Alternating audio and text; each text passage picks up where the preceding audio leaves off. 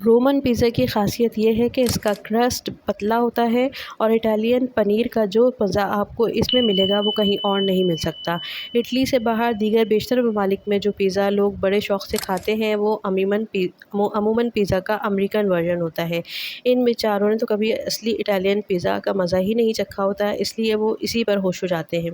وہ اس طویل گفتگو میں دلچسپی رکھتا بھی ہے یا نہیں، اسے پیزا کے اٹالین اور امریکن فرق معلوم کرنے میں کوئی دلچسپی ہے بھی یا نہیں، اس سے بے نیاز وہ کھاتے ہوئے مسلسل بولنے میں مگن تھی۔ اس کی انگریزی بڑی رواں اور شائستہ تھی، اس کا لہجہ برٹش تھا، مگر پھر بھی اس کی انگریزی میں کہیں کہیں اٹالین تلفظ کی ہلکی سی جھلک محسوس ہو رہی تھی۔ وہ پیزا کھاتے ہوئے کچھ سوچ کر مسکرائی تھی۔ اتنی دیر سے آپ کے ساتھ بیٹھی ہوں اور میں نے اپنا تعارف بھی نہیں کروایا۔ وہ جواباً خاموش رہا۔ پیزا کا نوالا لیتے ہوئے اس نے محض خاموشی سے اسے دیکھا تھا۔ میں لیزا ہوں۔ وہ اب اس کی طرف ان نظروں سے دیکھ رہی تھی کہ وہ بھی اپنا تعارف کرائے۔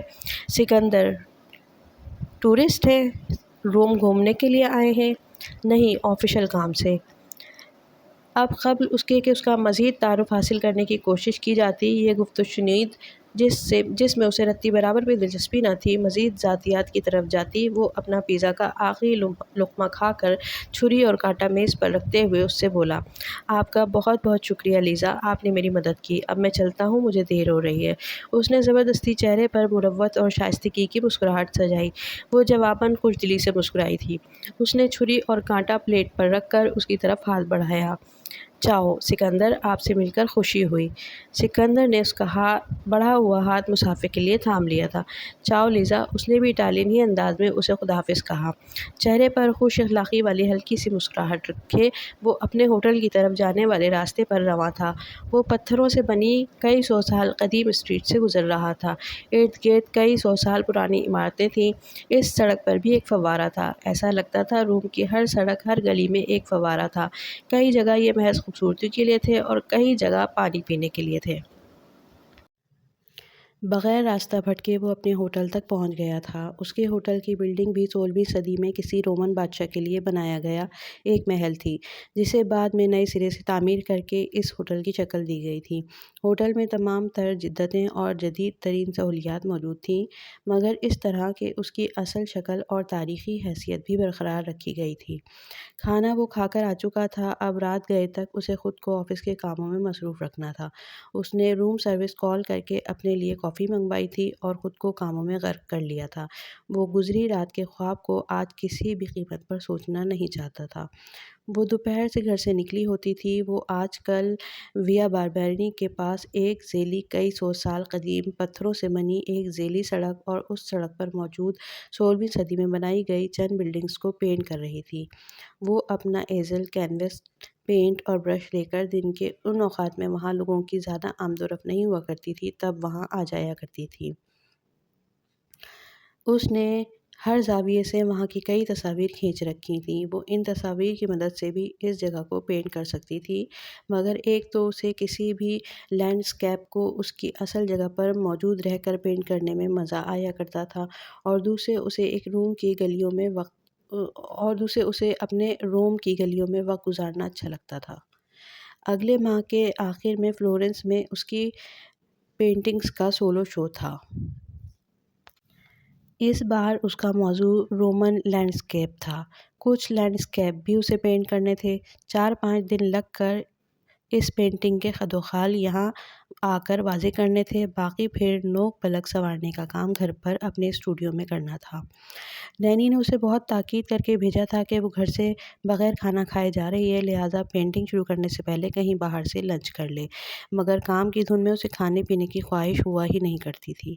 یہاں دوپہر میں دکانیں اور بار بند ہو جاتے تھے اور لوگوں کی آمد و رفت بھی قدرے کم ہو جاتی تھی، سو یہ وقت اسے پینٹنگ کے لیے اچھا لگا کرتا تھا۔ 5 بجے کے قریب جب دفاتر کی چھٹی ہونے لگی اور لوگوں کی آمد و رفت شروع ہوئی تو اس نے اپنا پورٹیبل ایزل اور دیگر سامان سمیٹ کر گاڑی میں رکھا۔ سال کے ان مہینوں میں جب وہ روم میں ہوا کرتی تھی تب اسے یہاں اپنے بچپن کی یادیں تازہ کرنا اچھا لگا کرتا تھا۔ ان یادوں میں البرٹو اور سلویا کا پیزیریا بھی شامل تھا۔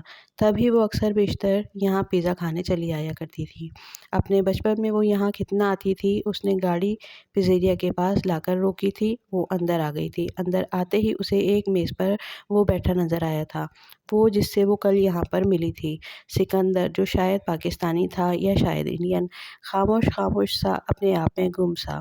وہ آرٹسٹ تھی، اسے حسن متاثر کرتا تھا اور وہ شخص مردانہ حسن اور وجاہت کا مجسمہ تھا۔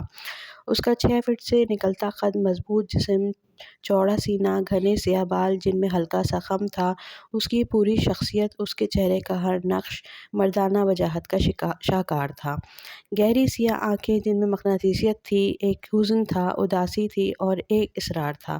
اس کے ہونٹوں کا کٹاؤ بڑا خوبصورت تھا۔ اس کا نچلا ہونٹ اوپری ہونٹ سے زیادہ بھرا بھرا تھا۔ اس کی پیشانی بہت چوڑی تھی۔ ناک آریائی نسل کے کسی فرد کی طرح بالکل سیدھی اور لمبی تھی۔